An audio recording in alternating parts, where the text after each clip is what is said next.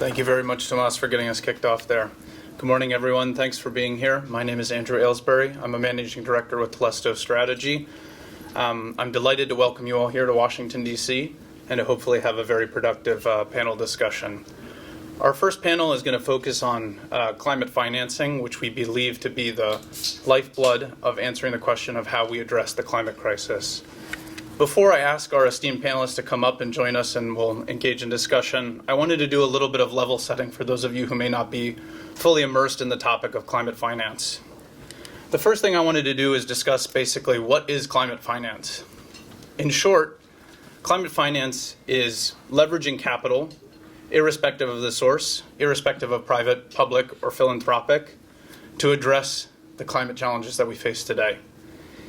The next thing I wanted to show to you is that we are deeply, deeply behind in terms of achieving what we need to in the perspective of climate finance.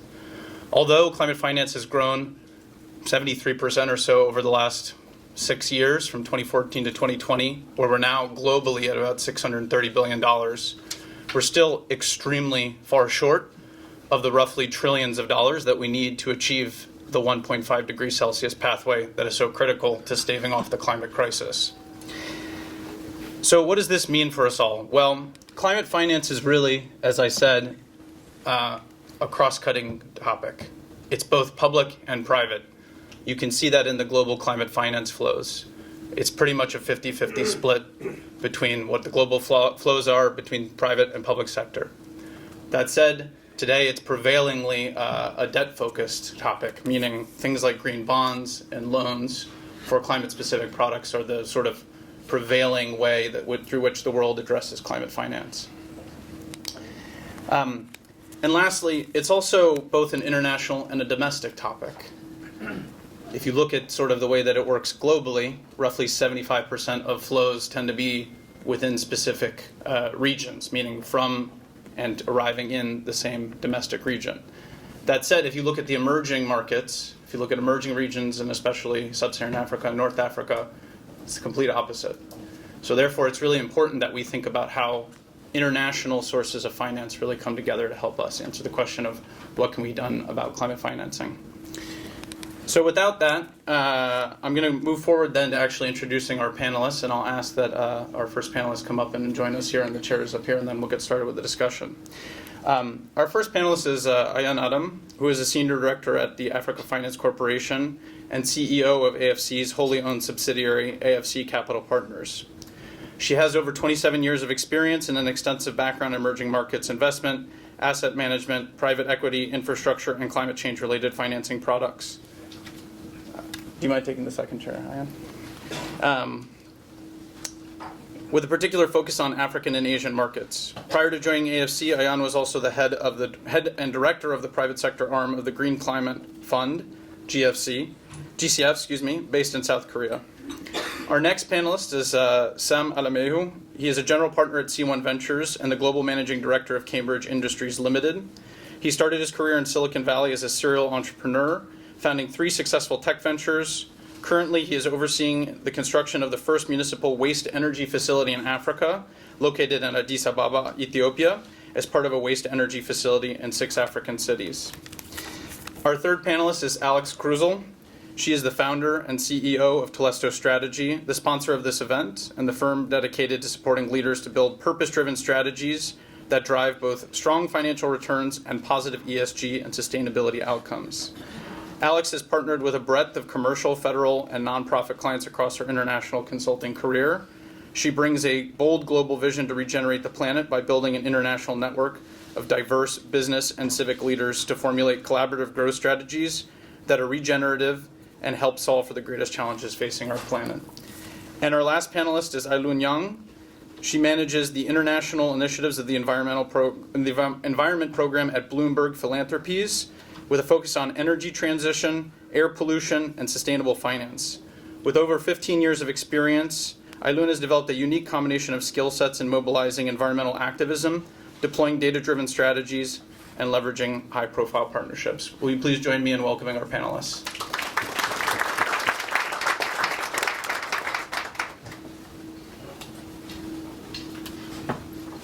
So thanks again, everyone, for joining us.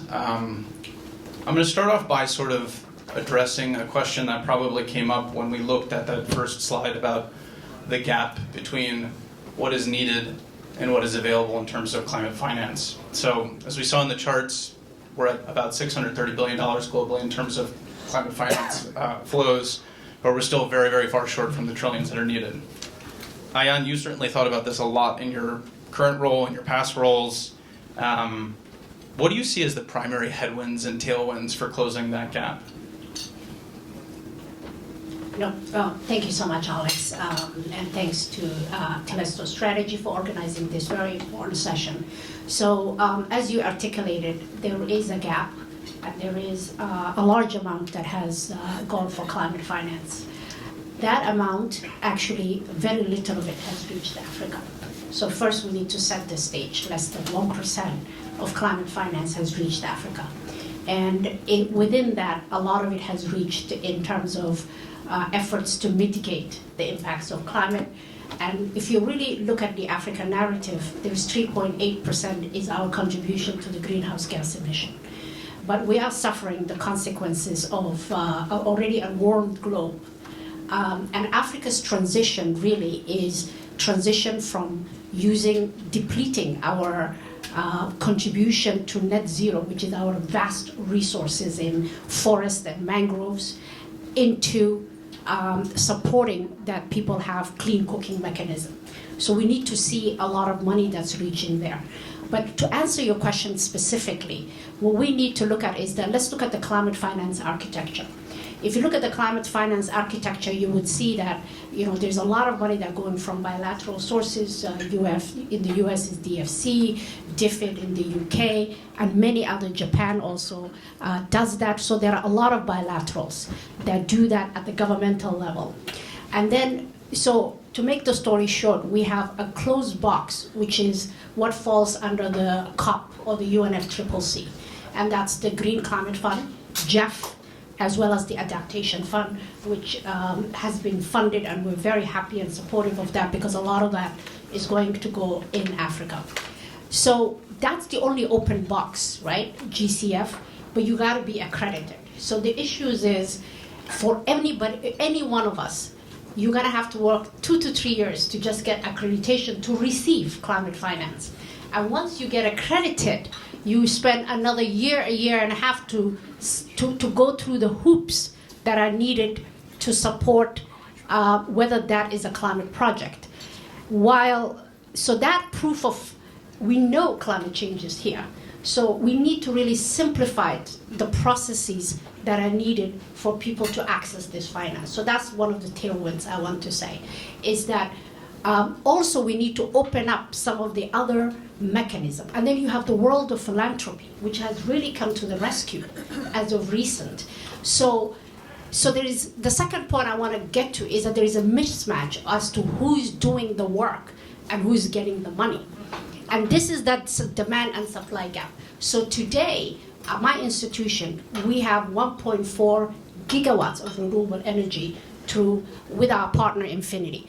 But for us, none of that money really came through this climate finance architecture. It's our own equity money, it's borrowing from the global cap. We struggle to put that. And we have a pipeline of another 3 gigawatts just inside Africa, focused on the high emission countries.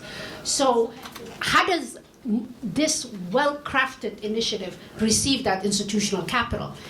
And then lastly, we are innovating in adaptation, for example. So we put together the first it's a private sector adaptation, infrastructure climate resilient fund, which mixes concessional money to improve the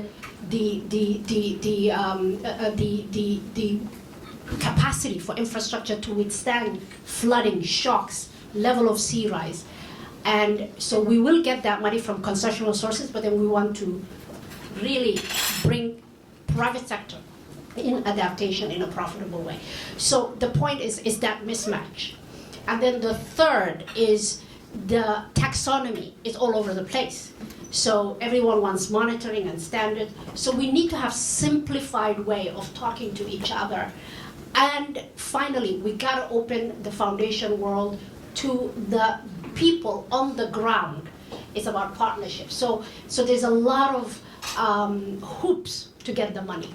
And Africa has not received its fair share of climate finance, despite the fact that we have significant amount of mitigation capacity with our forests, with renewable energy, with 60% of the best wind and resources being across the African continent in terms of wind power and solar.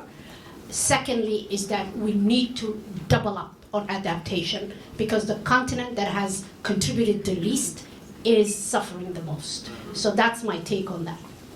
Thanks, Ayaan. Alex, I'd like you to maybe try to build on what Ayaan has said here. She suggested some of the tailwinds and headwinds, and you've talked about, when at the opening, about really having a collection, a constellation of actors here in the room that are from the public sector, private sector, philanthropies.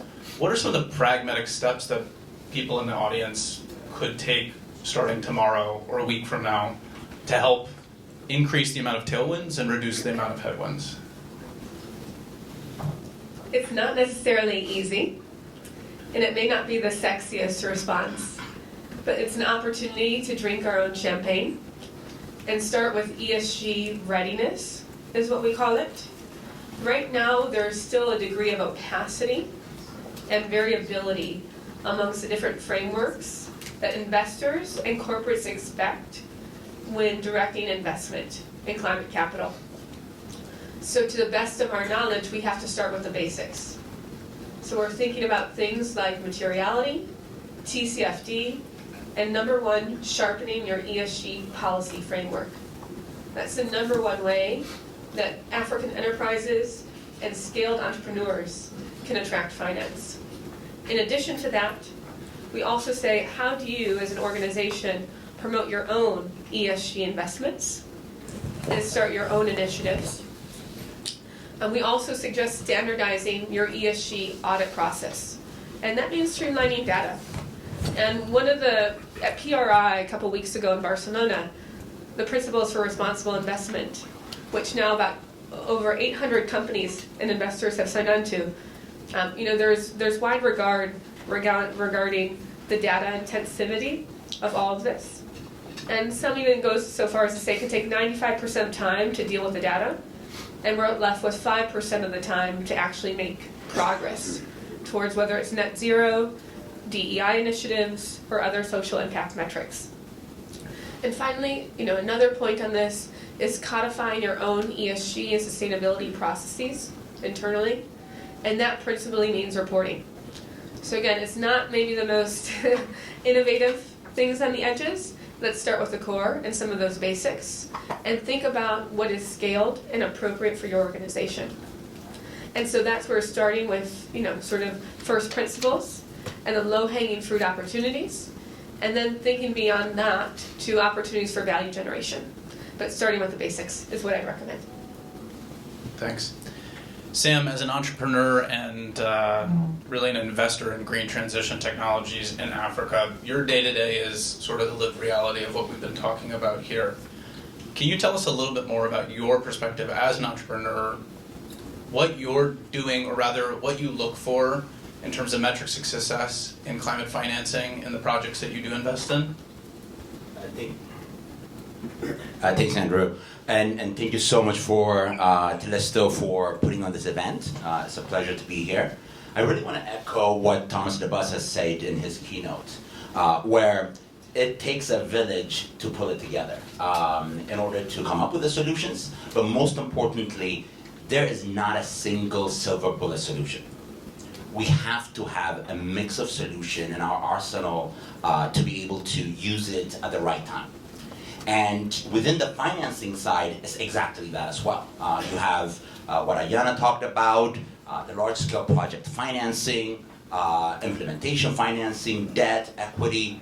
We sit at C1 Ventures specifically on the venture side, and specifically on early-stage venture, and backing breakthrough technologies that are able to apply advances in science and technology and core understandings that have happened in the past 2 decades, significant advances, to apply them to reimagine the entire emission ecosystem. So to just step back, if you're to look at the overall greenhouse gas emissions globally, more than 60% is how we grow food and how we make materials. And in materials, I'm talking about just four: steel, cement, and textile, and chemicals. That accounts for 60% of global emission, and they're usually the hardest to decarbonize. And mainly because a lot of the technology that is baked in the middle of how we make cement, how we make steel, is centuries-old technologies. How we grow our food. If Jesus is to come back, the way we grew food back then is identical to the way we're growing food right now. There's really no difference. Minor improvements that are really changing at the outskirts. So, but advances in science and technology just in the past 2 decades have made it possible to really reimagine how things are done. So the US government 2 months ago passed an executive order making biomanufacturing and synthetic biology the central pillar of global, or US's economic growth for the next 10, 15 years. You're starting to see significant advances, and I can take you through a few examples of how to leapfrog, genuinely leapfrog, the way we make those materials. So you have the production of cement. You have companies like Boston Metal that are introducing the use of renewable energy, making the production of cement carbon neutral. It's very hard once you have legacy infrastructures to unseat. The advantage that Africa does have is we do not have legacy infrastructures. So when we are approaching and selecting technologies, we want to select the absolute best technologies. And these are not wishful thinking and science fiction. These are real technologies that have just gotten to maturity. Because within the production of steel alone, you have 552 factories around the world that are responsible for 9% of global emission. 552 single facilities. So transforming that is introducing a lot of this advanced new technology. In cement, you have companies like Brimstone, Sublime, that are introducing an entirely new approach. We've been using limestone and all of the technology because it's just all about scaling it, and distributing it around the world. And the climate issue had given an opportunity for entirely new approach, new ways to, at the end of the day, make the same identical Portland cement, but in a carbon negative way, especially with what Brimstone is doing. So we want to make sure that Africa is adopting that type of technology. We're also starting to see significant changes when it comes that are going to be disruptive. In the name of climate change, that will also be disruptive to the way our economy is based. Africa's economy is overwhelmingly agriculture-based. A lot of our export is agricultural raw materials. So take Ghana, Ivory Coast, the production of cocoa. A lot of the debate is still, hey, can we start to introduce value added into that technology? That sadly is almost a 25-year-old debate, and it should have happened 25 years ago. A lot of the advanced technology that you see around the world are literally taking the DNA of a cocoa plant and the final product you find in a cocoa. Through synthetic biology, you are able to produce the same identical cocoa powder without growing cocoa plants. And especially laws that just got passed this week within the EU, banning the increase of agricultural products that rely on deforestation are being banned. So that will put a cap. So how does Africa play a significant role in making sure that we're not just waiting for just a small part of the technologies or the other, just the bandage solutions? Some of it is important to be a part of the overall mix, but we have to be able to adapt advanced technologies, contribute to advanced technologies. And we have a few companies that are producing technologies and introducing advances that are absolutely in the cutting edge. And when we are building the next level of our new cities, we have to be able to build using the latest technology. That allows us to genuinely leapfrog both in efficiency and in opportunity. And I'll leave you just as one part where the African opportunity is quite attractive for a lot of companies to use it as an early adopter. Over the next 15 years, out of the top 10 fastest growing cities, how many of them do you think are in Africa? Take a guess. 8. All of them. All 10 of them are in Africa. The fastest growing cities in the next 15 years are all in Africa. That means more cement, more steel, more growth, more demand, more opportunities. We have to be able to adopt a significant amount of those technologies so that we have to show them that, because there are not a whole lot of new cement plants in the US, but there are a lot of cement plants being built in Africa. We don't want to be building legacy facilities. We want to be in the forefront. And I can share a series of other technologies and advances that are specifically happening in the continent as well. Thanks, Sam. I'm sure we could spend all day talking about different types of cement. But just to slightly rebroaden the aperture here, I'd like to bring you and Ailun and tie this in with a little bit of what Sam has said and also what Tomas said. It does take a village. And one of the oft forgotten, I would say, village members of climate finance is sort of the philanthropic side of things, but they're still a very important portion of what makes climate finance work. Can you just give us a little bit more about your perspective, the philanthropic perspective, and how the role of philanthropic climate finance has evolved over the past years and where you see it going in the future? Sure. Thank you so much for having me here. Climate philanthropy is actually a quite fast-growing sector. It has been around in U.S., Europe, other places a bit longer. I think it's newer in developing country, but of course the demand and the space to work is big there. I would say looking at the climate philanthropy as a sector, 5 years ago, there's probably about a dozen of foundations operate, giving out about more than $30 million a year. Now that we are looking at that number, probably have already reached 40, and plus a lot of the smaller family office and other. So in general, it's growing, but it's you look at the amount. Of course, it's tiny compared to what's needed. So why we even need to be bothered to talk about this sector? I think it's more the nature of the funding. It is not for profit. It's totally nimble. The foundation can decide where to deploy it anywhere they like, and so it's willing to take on the kind of risks that business might not want to take on, or it can reach the type of places that government might not be able to. So the nimbleness of this actually make it a quite helpful partner as we are tackling challenging topics such as climate change. I will say that on this particular topic of leveraging climate finance, the type of role that philanthropy can play. I use the example of my foundation, Bloomberg Philanthropies. We actually grown our program from don't have any footprint in Africa to now having the ambition to work in 15 African countries within 1 year. But I think that however we do recognize the challenges there, and I would just describe some of the challenges as I encounter in my work, and welcome everybody to also help us brainstorm how we tackle that. I think that we commissioned a study that look at our focus is very much on scale up clean energy, and not just the project development, but also the manufacturing side of it in Africa.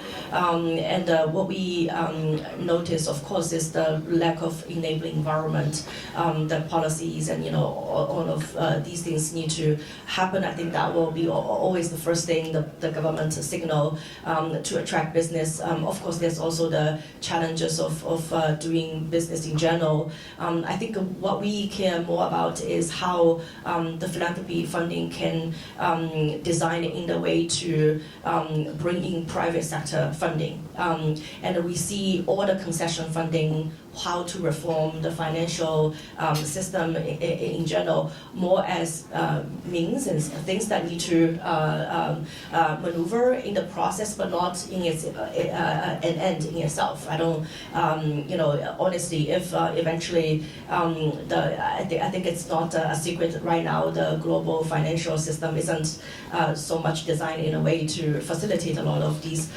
climate climate solutions, and I don't think it's the role of philanthropy to actually change that. Of course, we want to shed the light on the fact that they are not set up in the right way. But I think if we have the final goal as to bring in private sector funding, then all of the rest of it is really, try to find the creative solutions, and almost, the theory of change is that the solution might not really be in the existing infrastructure as it is, but more that we need to rely on the wisdoms that we can and innovative ideas we can find on the ground in these countries, and try to bring in new partners to get to the solution. I will end with what role philanthropy plays in particular. Of course, research, data, supporting the government to build up the capacity.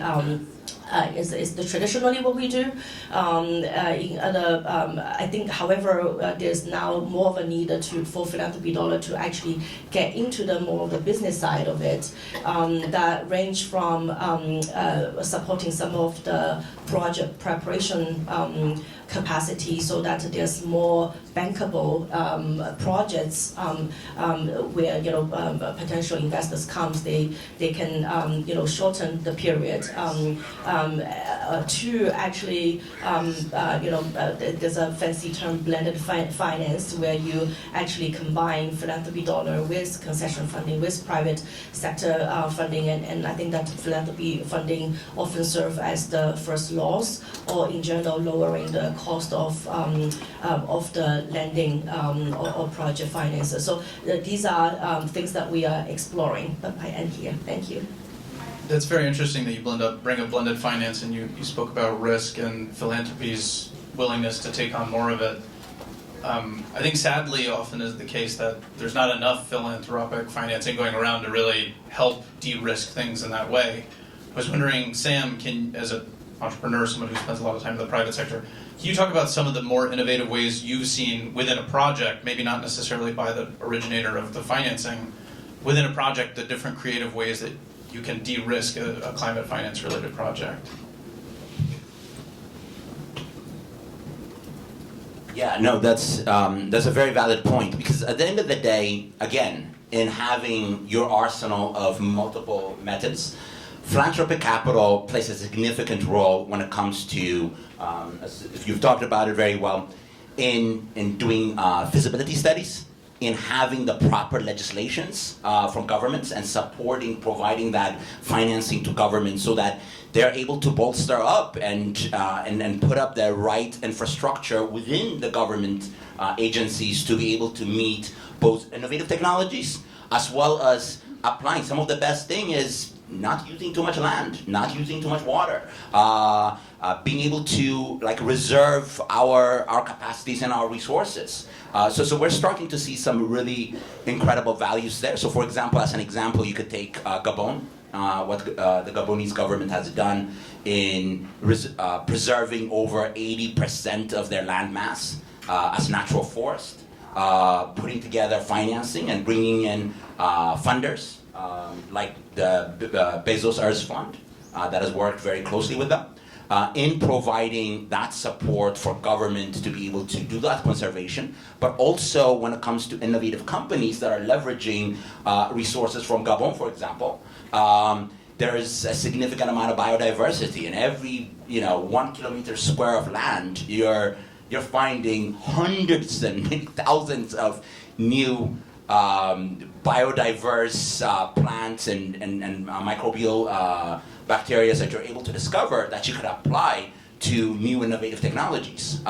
So they play an active role both in getting financing from philanthropy, but also having their own sovereign wealth fund that takes a role, having complementary capital from around the world. So at the end of the day, you really have to use it as a buffet.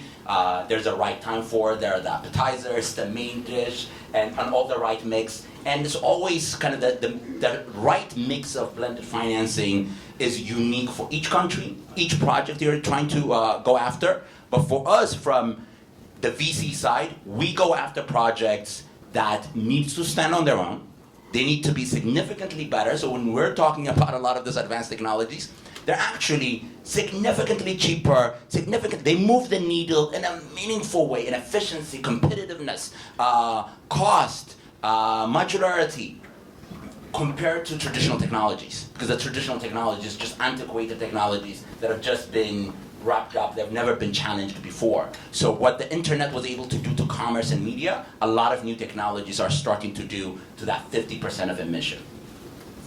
Great, thanks. Ayaan, I want to come back to something that Ailun talked about, which was a little bit around the pipeline. I know you have some views on really what the obstacle is here, but can you just tell us a little bit more about your views on what is the primary obstacle preventing sort of different bankable projects from entering the pipeline and ultimately getting invested in? So I think, today I would say Africa has a well-developed banking system for debt. If you have good credit, you can access capital markets.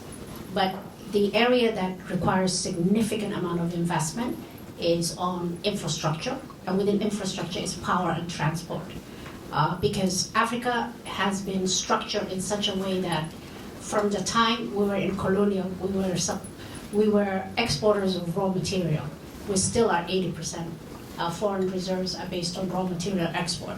So for us to move away from that cycle, we need to restructure these economies, and it links into climate. Because right now our raw materials are going all the way to China and then coming back to us at God knows how much fraction of the price. So one of the key reasons that we need to cut shipping, if shipping was a country, it's 5th largest emitter. So instead of these raw materials leaving the continent, it's important that we start looking at restructuring our economy so we can have value capture. Samuel said 25 years ago, I would say, longer time ago, but I think time has come. So some of the ways we have intervened in this, in Gabon, for example, what we did is that we invested in the mangroves. We did an industrial park that actually processes furniture, and it's the first industrial park that is net zero. And that contributes now to around 4 to 5% of the GDP. This is what every African country needs to do. We're doing the same with cotton in Benin. We're doing the same with cashew nuts in Togo. We're doing the same thing with livestock in Mauritania. So the whole continent, if you create that wave of change, you cut emissions, but also you increase GDP, and you don't separate climate from development, because it's one in the two. It is important to look at that the climate narrative cannot be at the expense of economic development. There is another controversial point that I'm going to put on the table, because every other African country today has a significant amount of natural resources in gas. And even if you developed all the known resources in Africa today, you only add 0.05%. This is from the International Energy Agency. So if we're at 3.8 today, you develop all the gas reserves that we have in an efficient way with the right technology, you're only adding 0.05. So we will be at 4.3 in terms of our global contribution to the current stock of emissions. We haven't factored in the savings you could have had by really conserving our mangroves, the forests, ocean, oxygen. We are at net zero already. But the point is how these things come together, and the pockets of money are not talking to each other. So it's extremely important to have that coordinated approach that puts development first, climate at the center of it, and there is no this or that. It is a coordinated effort for us to develop the continent. Africa is also a solution to the whole net zero movement. We haven't talked about transitional metals.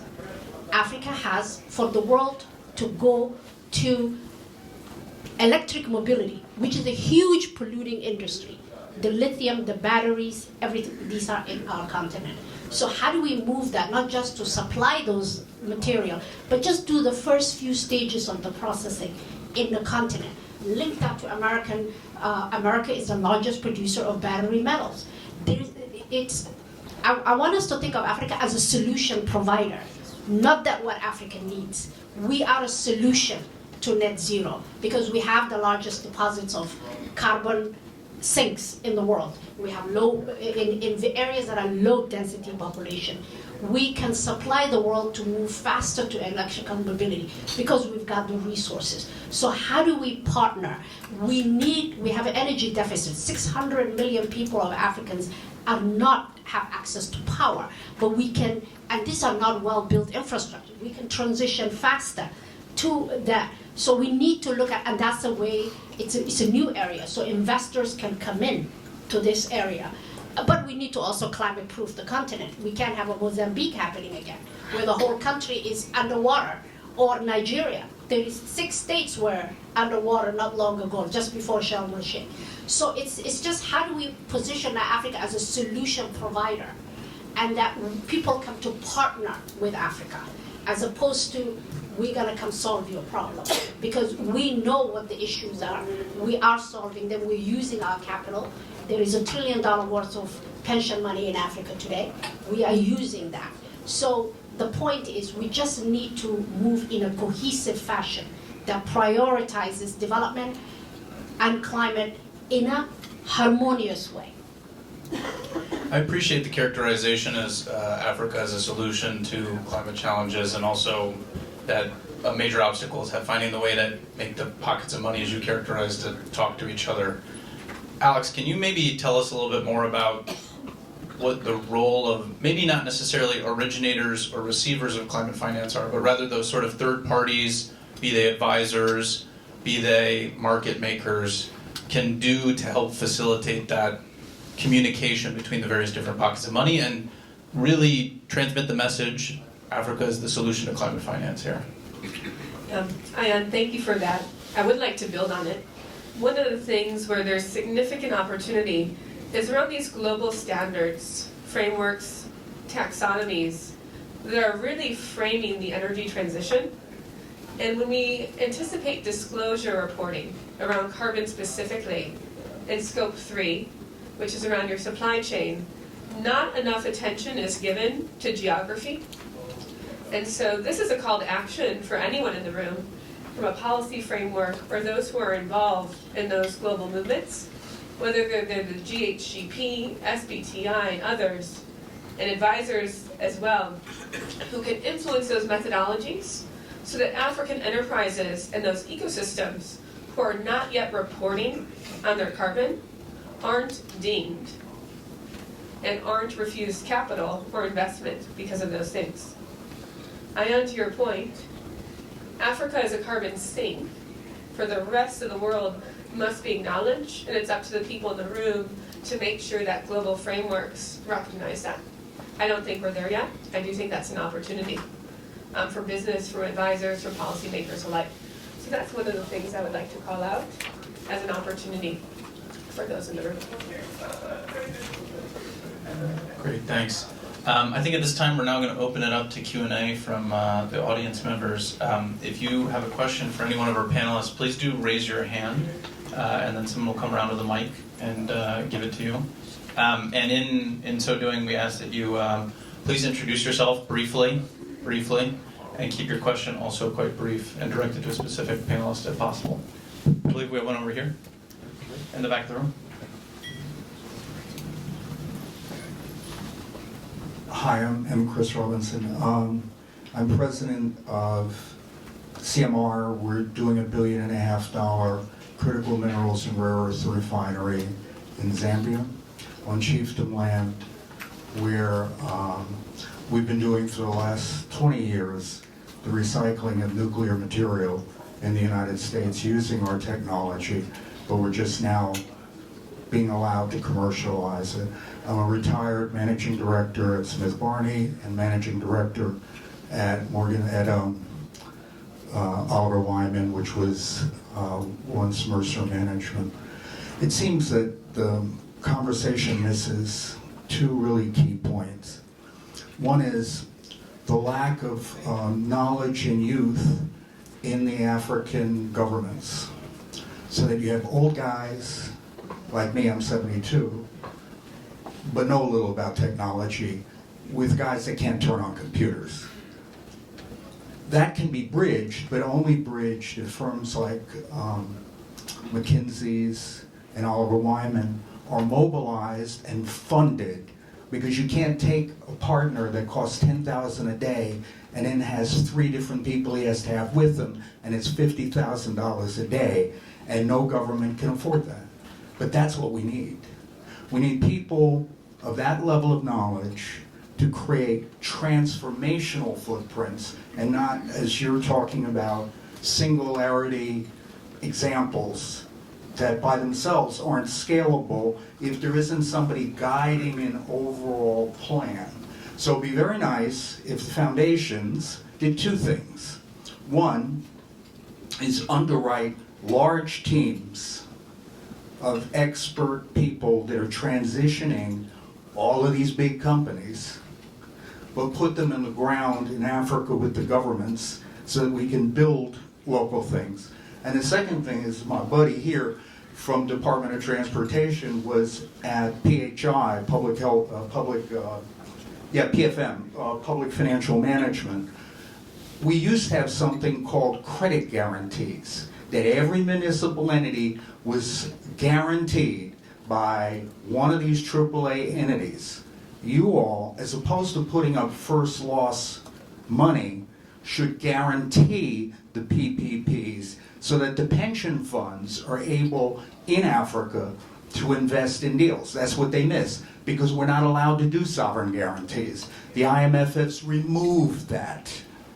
And DFC still requires guarantees. So the biggest play you can make is in funding major teams and providing credit guarantees. If we do those 2 things, we can help our partners in government advance very, very fast in what's happening. Should we pass the mic over here, please? We've got one over here. Yeah. Lynn Wells from George Mason. My question concerns climate resilience. Could you give me a summary of what you mean by climate resilience? Whether it's resilience as opposed to survival or whatever it means. Yeah. Let me take the question on climate resilience, and I want to touch upon a little bit on that one too, which I agree with. So, so climate resilience means, so if you're building a port, because remember, Africa, huge part of our infrastructure hasn't been built, or a very small amount of it has been built. That port cannot be built in the same old way. You'll have to integrate physical climate risks. So that means that port has to be higher. You need to look at specific climatic scenario. So if today we are in a normal climate scenario, or RCA 2 or 4 or 8, severe, medium. So IPCC, the Intergovernmental Panel on Climate Change, basically publishes different climatic scenarios. Those climatic scenarios translate into a number of stressors. Those stressors can tell us today, thanks to technology, what Samuel was saying, what is going to be the level of rise in the sea level, what's the level of precipitation that is happening in terms of the changes, the intensity of the rains. It can tell us the likelihood of X level of flooding happening. In addition to that, it can tell us what other spots are going to dry up so hard that the land can even crack. So it is looking at these climatic scenarios and developing resilience options before you design and construct. Then integrating that. Then you have an infrastructure that is going to last the next several hundred years. Because remember, we are borrowing and we're putting a financing together for something that our future children are going to inherit. And that debt, in 7 years, if it's flooded, it's gone. If the road has cracked, many roads in Africa are washed away. Many bridges are breaking down. So what you need to do is, that's actually good business, and there is cash flow attached to that. There's profitability attached to that, because there will be less losses in the case of a port. We need to then measure a resilient port should have less disruption in business. It should have the ability for us to recoup that incremental investment that we made it to make it resilient. So there is an economic model that we need to prove, and this has to be tracked. It hasn't been done, but it's easy. We can do that, and then it will be mainstreamed, and people would know that these are bridges that are going to last longer, so there is a longevity, but also the operational and maintenance is lower. Days lost. Remember, when a day is lost, all the labor people, all the communities around it that depend on that port are cashless. So there is a not only immediate impact on the cash flow of that asset, but also any community around it. The guys who load and unload, they just lose jobs. So there is even a wider economic benefit. So I think the key point is this, in this resilient fund that we are raising, is to track that and to show that resilient infrastructure is more profitable, less costly, and longer in duration. Thank you. Let's turn to the next question, please. Is there someone else? Yes. Hi, good morning. Thank you so much. This panel is very fascinating. I come from Sudan's private sector, and actually I'm a seasoned veteran of the GCF project preparation process. I led a $70 million funding proposal for a solar project to support an agricultural scheme in Sudan. What I want to talk about, and I'll be very brief, is the GCF project is a very rigorous project. So we did everything. We did the accreditation through the African Development Bank. We got the OEMs on board. We designed the PPA, contracts, data rooms, everything. It was a challenging process, but to be fair, I found the GCF team to be very supportive, and they wanted us to succeed. So it was difficult, but they did everything in their power to help us succeed. So after a very rigorous 18 months, 2 years of making the project investment ready, and it was a blended finance, a multi-investor, SPV, it was set up that way. Where we really hit the wall was with our own government, because we had excess energy and there was no framework for a feed-in tariff to sell back into the national grid.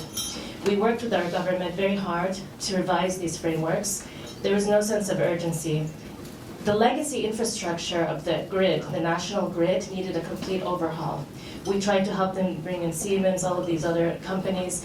Absolutely no sense of urgency, and a lot of bureaucratic turmoil and political turmoil.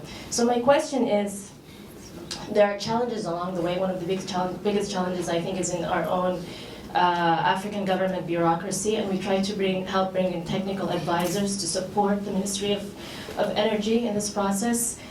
Has this been discussed in your boardrooms? How can you help with this? What needs to happen? Thank you. Yeah.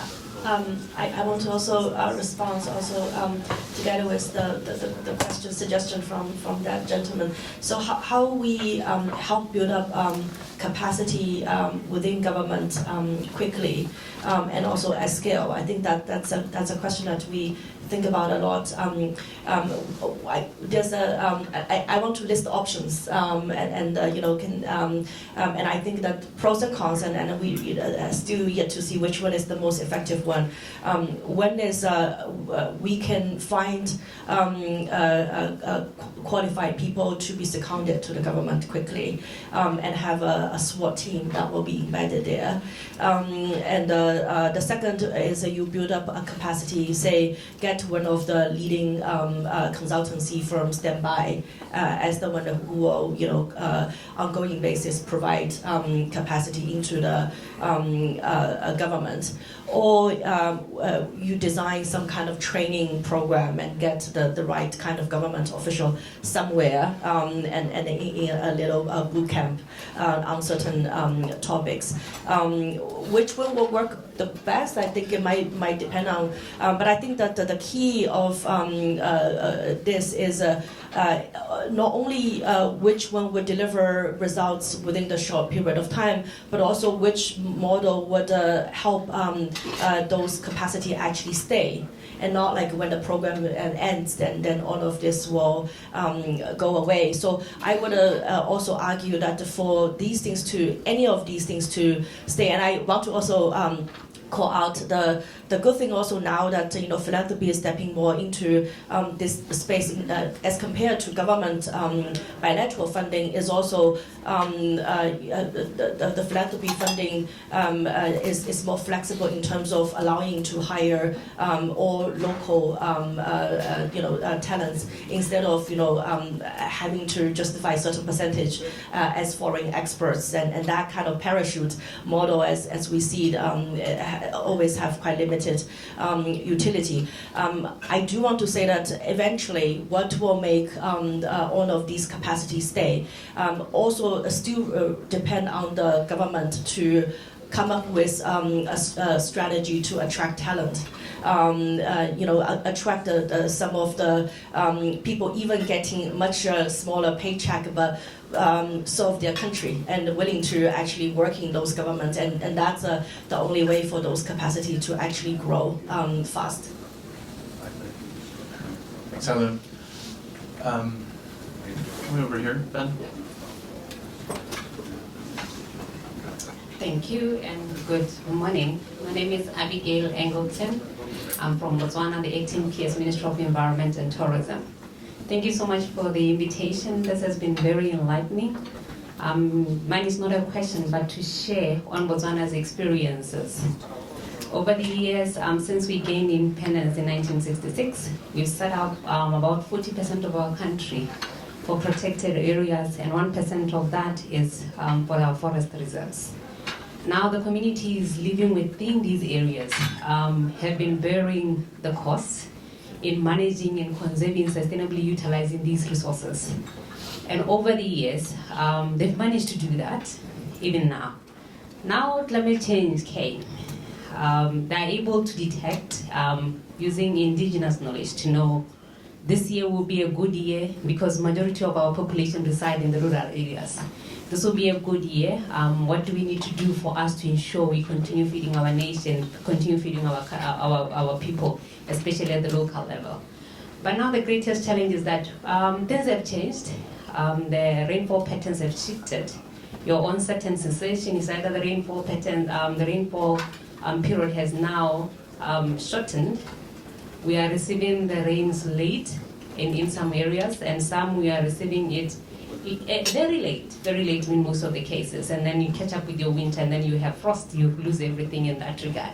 So there is need for, especially at the local level, for us to enhance, we improve, we build resilience there, and then of utmost importance, we give the assurance to the communities to continue conserving the resources that they are having for the future generations to benefit from this. We were very excited when the loss and damage was included in the agenda for this year COP, and when there's after negotiations between all parties, when this was now accepted, we're looking eagerly in terms of when the fund will be established. We know it's for all of us when the fund will be established, how much and the replenishment for that, and then how do we access this. And we are looking into how do we build a fund that will benefit us as compared now taking notes from the GF modality, taking notes from the GCF modality, because it takes years. And I think at first we were a bit upset and disappointed to a certain extent because we thought this was only happening to us in Botswana, but now from the room it's happening to all of us. And because this is to benefit all of us, there is need for us to continually engage. I know this is a discussion that was also touched on at the COP27, but no decision was made on it in terms of how do we ease access. Because all of us, we are crying, our greatest request is means of implementation. How do we fund these? Because now with indigenous knowledge, we need to be able to couple this with our scientific knowledge, and funding is at the core of it. Building capacities of these communities, because things have changed now. How do we now ensure what they have been using as the science? How do we digitalize these to ensure now we bring in also the youth? We are a very youthful population. The strategies are there, the climate change policy is there to guide. We are here with my counterpart from the Minister of Entrepreneurship. He has just raised his hand because we have now taken cognizance that at the core of development is climate. And there's nothing, we always say, the 1.3 model which was adopted to say we put socio-economic at first and then the others are facilitating sectors. Whenever I take the microphone, I tell them we are the priority sector as the environment, because development does not happen in a vacuum. Development happens somewhere. Either you open your window in the morning, you're speaking to us as the environment sector. So we need to be able to see how do we continue protect, to conserve, so that we are able to push our economies going forward. Poverty, we are stricken as the continent, and of utmost importance, the resources are there. We're looking for partners.